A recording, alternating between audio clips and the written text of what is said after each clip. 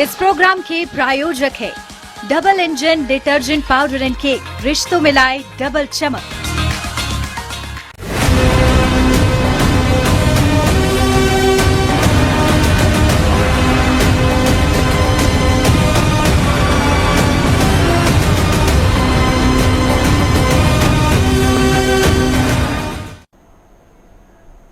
वंदे मातरम, आप सभी का नेटवर्क चैनल के खास कार्यक्रम सत्ता का टेम्परेचर में स्वागत है। मैं हूं आपके साथ दीपिका जांगिड।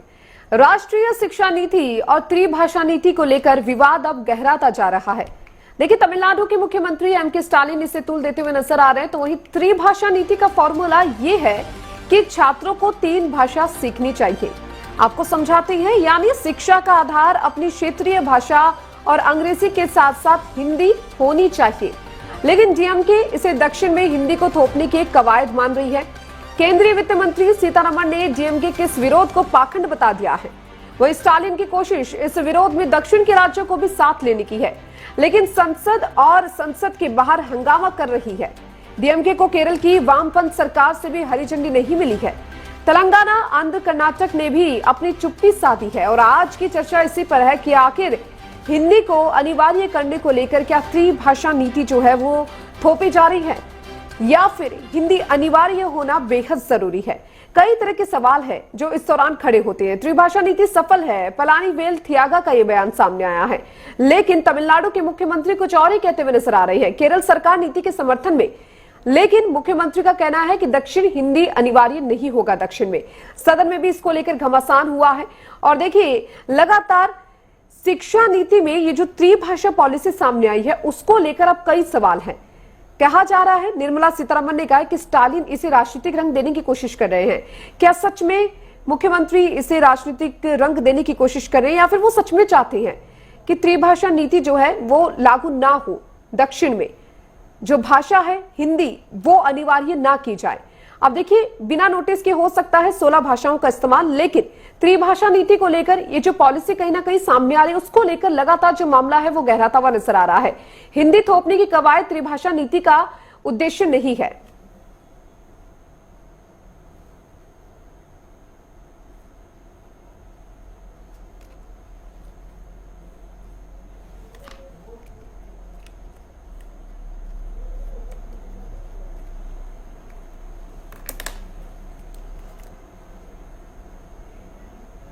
और चलिए इस चर्चा को आगे बढ़ाते हैं। खास मेहमान हमारे साथ जुड़ चुके हैं, वरिष्ठ पत्रकार गोविंद सिंह जुड़ चुके हैं, बहुत बहुत स्वागत है आपका। साथ ही वरिष्ठ पत्रकार अशोक शुक्ला भी हमारे साथ जुड़ चुके हैं, आपका भी बहुत बहुत स्वागत है। गोविंद सिंह जी, सबसे पहले इस चर्चा की शुरुआत आपके साथ में करना चाहूंगी। देखिए, त्रिभाषा नीति को लेकर अब हर तरफ बवाल देखने को मिल रहा है। चाहे अगर बात करें मुख्यमंत्री स्टालिन की बात करें, वो साफ कहते हुए नजर आए कि त्रिभाषा नीति जो है वो हम पर थोपी जा रही है। सबसे पहले तो जानना चाहेंगे कि आखिर त्रिभाषा पॉलिसी है क्या? शिक्षा नीति में ये जो नई पॉलिसी कहीं ना कहीं अब कदम रखने जा रही है, इसको किस तरीके से देखा जा सकता है?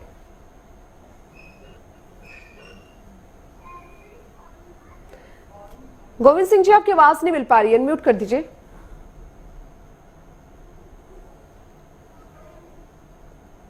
जो त्रिभाषा सूत्र है वो आज का नहीं है जी।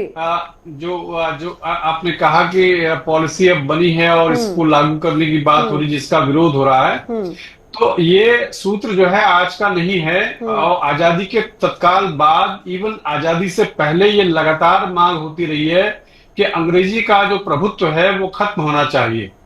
और फिर उसके बाद जब आजादी मिल गई तो 56-57 के आसपास हमारे देश की जो एजुकेशन पॉलिसी है उसमें ये बात आई थी कि देश में खास करके माध्यमिक लेवल पर, यानी कि 5वीं के बाद 6ठी से जो शिक्षा शुरू होती है उसमें त्रिभाषा नीति लागू होनी चाहिए। तो इसमें जो है पहली एक भाषा क्षेत्रीय भाषा, एक जो है वो विदेशी भाषा और एक राष्ट्रीय भाषा, 3 भाषाओं को सीखने के बाद 6ठी क्लास से लागू होती है। हमने उसी पद्धति के तहत जो है हिंदी, संस्कृत और अंग्रेजी 6ठी क्लास से हमको लागू हुई थी। तो 3 भाषाएं हमने सीखी थी और उसका बहुत फायदा हुआ आगे चल करके।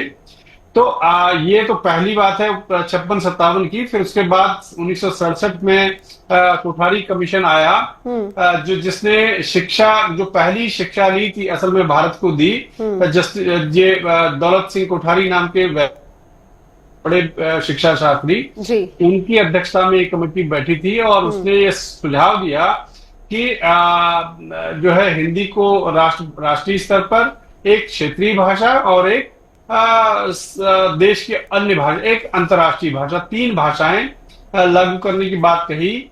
लेकिन वो पूरी तरह से लागू हुई नहीं। असल में इसमें केवल दक्षिण का ही दोष नहीं है, उत्तर भारत का भी दोष है, क्योंकि उत्तर भारत में भी जो एक क्षेत्रीय भाषा सिखानी चाहिए थी वो नहीं सिखाई गई। जैसे हम उत्तर प्रदेश में थे या उत्तराखंड में है आज, या और प्रदेशों में भी हिंदी तो सिखाई गई अपनी भाषा के तौर पर, और उसके अलावा जो है दूसरी भाषा के तौर पर हमको संस्कृत या उर्दू सिखाई गई। तो जो क्षेत्रीय भाषाएं हैं, यानी कि पूर्वी भारत की भाषा बांग्ला है, असमिया है, बाकी और भाषाएं हैं, या दक्षिण की भाषाएं, तो इनको लगता था कि हमारी भाषा तो कोई सीख नहीं रहा है, हम ही इनकी भाषा सीख रहे हैं। तो जबकि ऐसा था नहीं, कि हिंदी जो है एक राष्ट्रीय भाषा के तौर पर सिखाई जा रही थी। पर मुझे ये लगता है कि यदि उत्तर भारत वाले भी दक्षिण की किसी एक भाषा को अपने स्कूलों में लागू करते तो निश्चित रूप से शायद उनका विरोध जो है थोड़ा सा ठंडा पड़ जाता।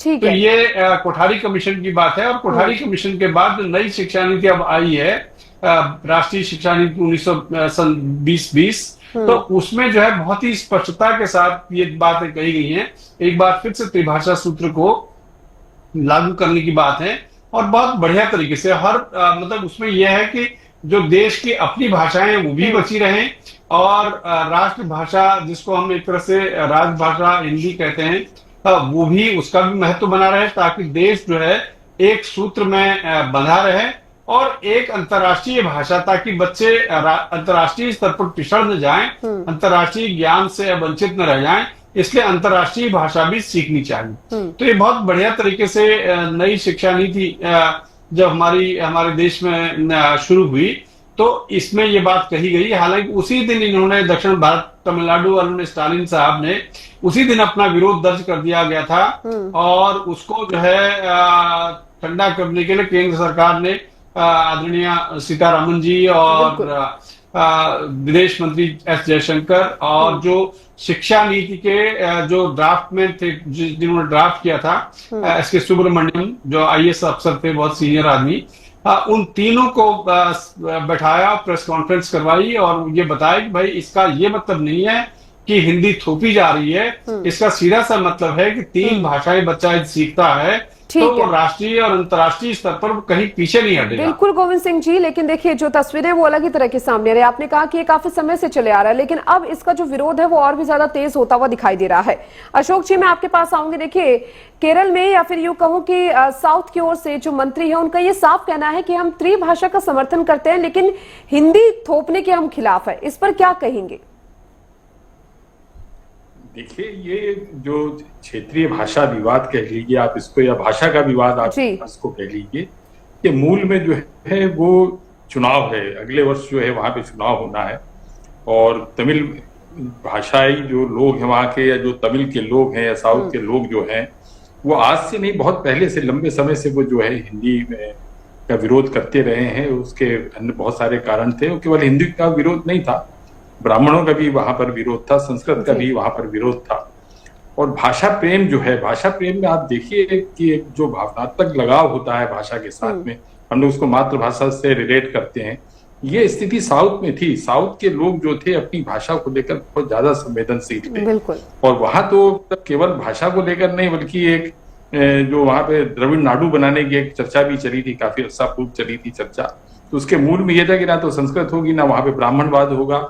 मतलब एक तरह से आप ये देखिए कि हिंदुत्व भी वहां पर जो था वो उनको स्वीकार नहीं था। और अभी जिस तरह का आप एक विवाद देख रहे हैं त्रिभाषाई, तो मुझे लगता है कि भाषा का चयन ऐच्छिक होना चाहिए, और भाषा की व्यवहारिकता को भी आपको ध्यान रखना चाहिए। लेकिन सबसे ज्यादा महत्वपूर्ण यह है कि अगर आप राष्ट्रीय एकता की बात करते हैं तो आपकी एक राजभाषा भी होनी चाहिए, एक राष्ट्रभाषा भी होनी चाहिए। और हिंदी का विरोध तो मुझे लगता है जायज नहीं है। लेकिन चूंकि वहां पे साउथ में जो है चुनाव होने हैं, वहां पे अभी तमिलनाडु में चुनाव होना है, तो मुझे लगता है कि ये सिर्फ केवल जो है जो चुनाव को ध्यान में रखकर एक राजनीति जो हो रही है उसके चलते ये त्रिभाषाई जो एक फार्मूला जो बना था 1968 में, जिसका जिक्र भी हमारे साथी पत्रकार भी कर रहे थे, उसका ये विरोध हो रहा है।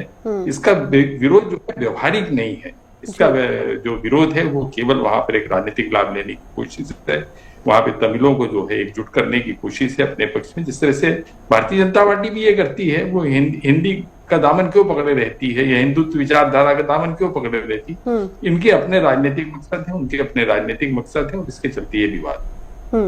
बिल्कुल गोविंद सिंह जी, देखिए एक बात अशोक जी ने अभी कही है कि राष्ट्रीय एकता वाला देश है हमारा और हर तरफ एकता कहीं ना कहीं देखने को मिलती है, तरह तरह के रंग है अलग अलग राज्यों में, हर एक फेस्टिवल की बात करिए या किसी भी चीज की बात करिए, हर एक अलग अलग तरह की भाषा का उपयोग करती है।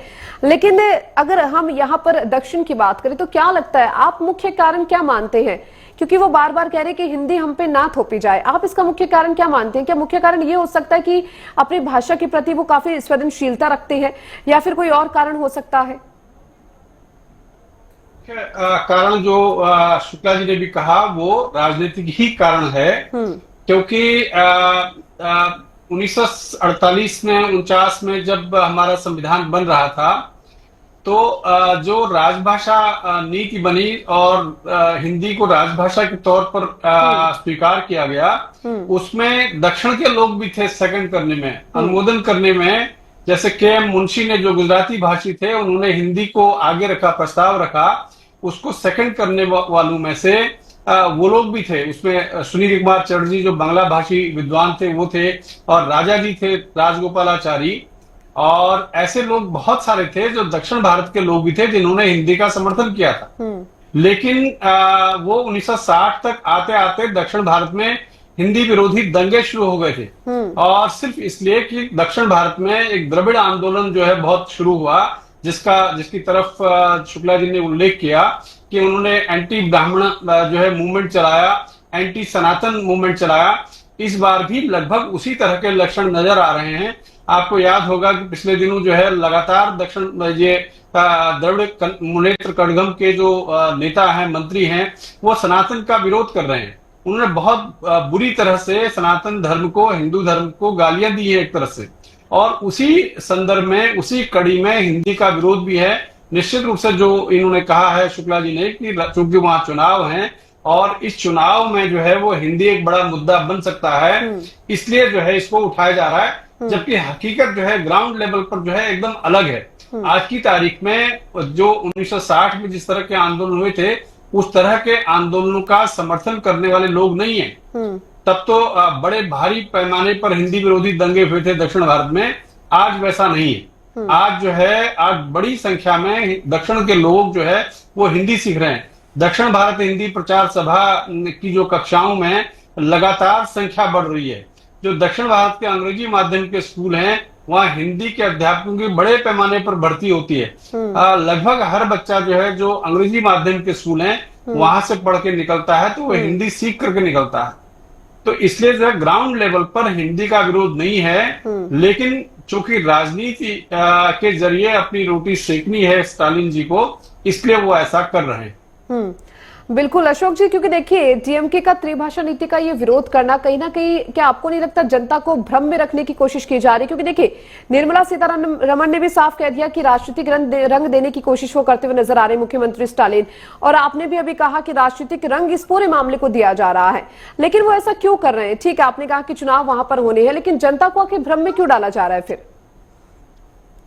देखिए, क्षेत्रवाद, संप्रदायवाद, जातिवाद, ये सब देश की राजनीति का एक अभिन्न हिस्सा बन गए हैं, और इसका जो राजनीतिक फायदा मिलता है उसके चलते सभी राजनीतिक दल मतलब राजनीति को भूलकर आप जब जो है वो अपने राजनीतिक लाभ के लिए जब आप कोई फैसला लेते हैं या किसी मूवमेंट को आप हवा देते हैं तो इसी तरह से होता है। हिंदुस्तान में एक राजनीति आपने जो है बहुजन समाज पार्टी की भी देखी होगी। काशीराम जी इसके जनक थे, और किस तरह से वो जो है सवर्णों के खिलाफ एक आक्रोश पैदा करके और समर्थन हासिल करने की कोशिश करते थे। तो राजनीति का ये जो विद्रुपता है राजनीति की, ये बड़ी ही चिंताजनक है, और स्टालिन भी यही कर रहे हैं। हिंदी के खिलाफ जनाक्रोश पैदा करके वो तमिलों का जो है समर्थन हासिल करने की कोशिश कर रहे हैं। इससे देश का नुकसान होता है। आपके किसी भी क्षेत्रवाद से या भाषावाद से आपका जो है कुल मिलाकर देश का नुकसान होता है। इससे सबको बचना चाहिए और भाषा का संयम सबके लिए आवश्यक है। हिंदी हमारी न केवल मातृभाषा है बल्कि राष्ट्रीय भाषा है और दुनिया में तीसरी सबसे बड़ी भाषा है जो अधिक बोली जाती है। तो हिंदी का सबको सम्मान करना चाहिए और हिंदी थोपी नहीं जा रही। जैसे त्रिभाषीय फार्मूले की जो बात है उसमें यह है कि एक भाषा या दो भाषाएं आपकी जो होंगी ऐच्छिक होंगी, आपकी क्षेत्रीय भाषा होगी और उसमें अंग्रेजी के लिए कहा गया है विदेशी भाषा जो है वो अनिवार्य होगी। हिंदी थोपी नहीं जा रही है, ऐसा उनको लग रहा है स्टालिन को हिंदी थोपी जा रही है। और अब जो है वो सारा खेल जो है वो चुनावी खेल है, क्योंकि कहीं ना कहीं आप लोगों की ऐसी भावनाएं या तो धार्मिक भावनाएं या क्षेत्रीय भावनाएं या जातिवाद के आधार पर आप लोगों को जो है भड़काकर अपने पक्ष में एक माहौल बनाने की कोशिश करते हैं, वो स्टालिन भी करते हैं। बिल्कुल। और देखिए अशोक जी, अगर बात करें एम के स्टालिन की तो कहीं ना कहीं वो दोनों साइड नजर आ रहे हैं, वो दोनों साइड अपनी बात रख रहे हैं। वो एक तरफ कह रहे हैं कि हम इसका समर्थन कर रहे हैं, त्रिभाषा जो पॉलिसी है, नीति है, उसका हम समर्थन कर रहे हैं, लेकिन हमारे ऊपर हिंदी ना थोपी जाए। अब इन दोनों जो डबल स्टैंडर्ड वो यहाँ पर दिखा रहे हैं उसको लेकर क्या कहेंगे? क्योंकि वो दोनों साइड कह रहे हैं, एक तरफ वो कहते हैं कि हम समर्थन करें, दूसरी तरफ वो कहते हैं कि हिंदी हम पर थोपी ना जाए। नहीं, हिंदी थोपी कहाँ जा रही है, ये उनके वर्ड से हिंदी की देखिए जी, हिंदी की व्यवहारिकता को आप देखिए ना। स्टालिन को यह समझना पड़ेगा कि हिंदी की व्यवहारिकता है, पूरे देश में हिंदी बोली जाती है। आप किसी भी चले जाइए, बंगाल चले जाइए, आसाम चले जाइए, ये ठीक है कि वहां की अपनी भाषा होती है, क्षेत्रीय भाषाएं होती हैं, लेकिन पूरे देश भर में हिंदी बोली जाती है। तो स्टालिन को यह समझना होगा कि हिंदी की एक व्यवहारिकता है, हिंदी राजभाषा है, हिंदी राष्ट्र की भाषा है, हिंदी मातृभाषा है और इसी से सब तमाम भाषाएं निकली हैं, संस्कृत से तमाम भाषाएं निकली हैं, ऐसी भी मान्यता है। तो स्टालिन को ये समझना चाहिए कोई भाषा थोपी नहीं जा रही है। एक नीति आपको राष्ट्रीय नीति बनानी पड़ेगी, भाषा के लिए भी, शिक्षा के लिए भी बनानी पड़ेगी, नागरिकता के लिए भी आपको बनानी पड़ेगी और इसमें सभी राज्यों को जो है सहयोग करना चाहिए, इसमें विवाद की स्थिति नहीं पैदा करनी चाहिए। जी बिल्कुल। गोविंद सिंह जी, देखिए बचपन से लेकर अब तक की अगर बात करें तो कहीं ना कहीं हिंदी भाषा को तो महत्व दिया ही गया है, लेकिन अंग्रेजी भाषा की बात कर ले तो एक अलग ही चलन अंग्रेजी भाषा को लेकर अक्सर देखने को मिला है। और ये सिर्फ आज की बात नहीं है, अगर हम किसी वर्क प्लेस पे भी जा रहे हैं तो भी जो अंग्रेजी भाषा बोल रहा है उसको ज्यादा प्राथमिकता दी जा रही है। हालांकि ठीक है, हिंदी का जो स्तर है उच्च स्तर पर है, लेकिन क्या आपको भी लगता है कि जिस स्तर पर अभी हिंदी है उससे और ज्यादा उच्च स्तर पर उसे लेकर जाना है? देखिए, हिंदी को तो उच्च स्तर पर लेके जाना ही है, क्योंकि वो हमारी राष्ट्रभाषा है, राजभाषा है। राजभाषा ऑफिशियली है और राष्ट्रभाषा अनऑफिशियली। संपर्क भाषा के तौर पर सारे देश में हिंदी बोली जाती है। उसको आगे बढ़ना है, चाहे किसी का समर्थन हो या ना हो, वो आगे बढ़ रही है। लगातार मीडिया की वजह से, सिनेमा की वजह से, तमाम जो है देश भर में जो कुछ भी हो रहा है उसकी वजह से हिंदी आगे बढ़ रही है। हिंदी के पास बाजार की शक्ति है, लेकिन दुर्भाग्य जिसकी ओर आपने ये बहुत इंपॉर्टेंट सवाल खड़ा किया कि अंग्रेजी का है, वो दुर्भाग्य इस देश का है कि अंग्रेजी का वर्चस्व भी लगातार बढ़ता जा रहा है। जिस स्पीड से हिंदी बढ़ रही है, लगभग उससे भी दुगनी स्पीड से अंग्रेजी भी बढ़ रही है। जिन गांव में, जिन शहरों में अंग्रेजी माध्यम के स्कूल नहीं होते थे, आज गांव-गांव, कस्बे तक उनका जाल फैल गया है, क्योंकि हमारे देश का जो अभिजात वर्ग है, जो उच्च वर्ग है, वो नहीं चाहता कि हिंदी या कोई और भारतीय भाषा अंग्रेजी का स्थान ले। अंग्रेजी की वजह से उनका वर्चस्व कायम रहता है, उनकी जो एक तरह से सत्ता है वो कायम रहती है। इसलिए जो है अंग्रेजी को वो किसी भी हाल में छोड़ना नहीं चाहते। न केवल ब्यूरोक्रेसी में बल्कि शिक्षा क्षेत्र में भी मैक्सिमम जो लोग हैं वो अंग्रेजी के पक्षधर हैं। उच्च शिक्षा में खास करके वो अंग्रेजी को किसी भी कीमत पर नहीं छोड़ना चाहते। इसलिए जो है मुझे लगता है कि ये स्थिति जो है वो बड़ी मुश्किल है, कष्टप्रद है कि अंग्रेजी का जो दबदबा है वो इस देश में कितना बना रहेगा, क्योंकि वो भी बढ़ रही है। और धीरे धीरे मुझे लगता है कि ये त्रिभाषा नीति जो है लागू हो जाती है नई शिक्षा में। और जो प्रधानमंत्री ने पंच प्रण की बात कही थी कि हमको अपने गुलामी के प्रतीकों से मुक्त होना पड़ेगा 2047 तक जो है। तो यदि हम ये करते हैं, ये कर पाते हैं किसी भी तरह से, और उनमें से अंग्रेजी भी एक प्रतीक है गुलामी का, तो मुक्त होने की कोशिश हम लोग करते हैं, या थोड़ा बहुत यदि समझ लीजिए कि मुक्त भी ना भी हो, इस तरह का भाव ही हमारे अंदर पैदा हो जाए, नई पीढ़ी के अंदर अपनी भाषा को लेकर के अनुराग पैदा हो और विदेशियों के प्रति एक तरह से जो है मुक्ति का भाव पैदा हो, तो मुझे लगता है कि आने वाले समय में निश्चित रूप से हिंदी बढ़ेगी और अंग्रेजी की जो स्थिति है वो एक अंतर्राष्ट्रीय भाषा के रूप में है। बिल्कुल, बिल्कुल। वो जो है उसका भाषा के तौर पर कोई विरोध नहीं है, लेकिन जो हमारे ऊपर वो कब्जा कर लेती है, हमारे संपूर्ण अस्तित्व पर एक तरह से उसकी छाप पड़ जाती है, वो बहुत खतरनाक है। क्योंकि हमारी जीवन शैली है, हमारा पहनावा है, हमारा खान पान है, हमारा रहन सहन है, हर चीज में अंग्रेजी का वर्चस्व जो है वो आज दिखाई पड़ता है। ये चीज जो है बहुत खतरनाक है, उससे हमको धीरे धीरे मुक्त होना। और या फिर यूं कहें कि देखिए, अंग्रेजों से तो कहीं ना कहीं हम आजाद हो गए, लेकिन अंग्रेजी का जो चलन बढ़ा है वो वाकई एक अलग स्तर पर अंग्रेजी को लेकर जाता हुआ दिखाई देता है। इसके साथ ही देखिए, दो चीजें हैं जो कहीं ना कहीं देखने को मिलती है। अगर हमारे सामने अगर हम बात करें, एक इंसान है जो हिंदी में बात कर रहा है या दूसरा जो अंग्रेजी में बात कर रहा है, तो एक जाहिर सी बात, हम अंग्रेजी वाले को ज्यादा प्राथमिकता देते हुए नजर आते हैं। तो आपके हिसाब से हिंदी का वर्चस्व किस तरीके से और ज्यादा हम आगे बढ़ा सकते हैं? किस तरीके से हिंदी जो है, हालांकि हमारी भाषा है और हम सब बोलते हैं उसको, लेकिन कहीं ना कहीं जो वर्चस्व कम होता जा रहा है, उसको किस तरीके से आगे बढ़ावा दिया जा सकता है? हिंदी में रोजगार की स्थिति यदि सुधर जाती है तो हिंदी अपने आप बढ़ चलेगी। हमको याद है कि 1980 तक हिंदी के पत्रकारों की हालत बहुत अच्छी नहीं थी। सेवा शर्तें, जो सुविधाएं हैं, वेतन और भत्ते वो कम थे और अंग्रेजी के तुलना में लगभग आधी कीमत, आधे तनख्वाह में हिंदी के लोग काम करते थे। तो बहुत भेदभाव था। और अब देखिए, जो इलेक्ट्रॉनिक मीडिया के आने के बाद से जैसे ही इलेक्ट्रॉनिक मीडिया में तनख्वाहें बढ़ने लगी, वैसे ही अंग्रेजी के पत्रकार हिंदी में आने लगे। चलिए, तो एक तरह से हिंदी बिल्कुल गोविंद सिंह जी, इससे देखिए माफ कीजिएगा, आपको बीच में रोकना चाहूंगी, माफ कीजिएगा, आपको बीच में रोकना चाहूंगी। बहुत बहुत शुक्रिया आप सभी का इस चर्चा में शामिल होने के लिए और इस विषय पर अपनी अपनी राय रखने के लिए। और चलिए आपको सीधा लेकर चलते हैं अखिलेश यादव, क्या कुछ कह रहे हैं वो जरा सुनते हैं। वहीं शिवदयाल सिंह चौरसिया जी के नाम पर उन्होंने कहीं न कहीं उनकी याद में कोई स्मारक, कोई न कोई सम्मान का स्थान हो। मैंने उन्हें भरोसा दिलाया है कि यही रिवर फ्रंट जो सबसे अच्छा। और चलिए यहाँ पर वक्त कुछ छोटे से ब्रेक का, ब्रेक के बाद जल्द हाजिर होंगे।